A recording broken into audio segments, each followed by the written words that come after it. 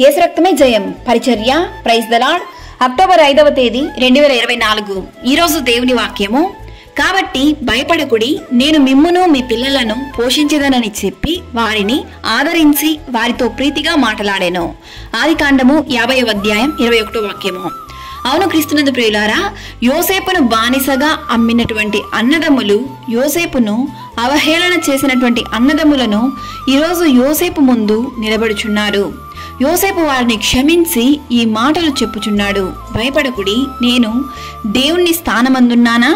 మీరు నాకు కీడు చేయనుద్దేశించితిరి గాని నేటి దినమున జరుగునట్లు అనగా బహు ప్రజలను బ్రతికించునట్లుగా అది మేలుకే దేవుడు ఉద్దేశించెను.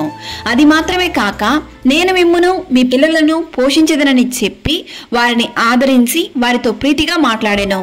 ఈరోజు ఈ వాక్యం వింటున్న ప్రియ సహోదరి సహోదరులారా, ఈరోజు అనేకులమైన మనము మన మీద ఎవరైనా కోపపడినను పగబట్టినను మనము వారి మీద పగ ప్రతీకారం తీర్చుకోవాలని చూస్తాం. కానీ యోసేపు అన్నదమ్ములు అతనికి కీడు చేసినను దేవుడు అతనికి మేలు చేసెను అని చెప్పి వారిని వారి పిల్లలను పోషించటానికి సిద్ధపడిను.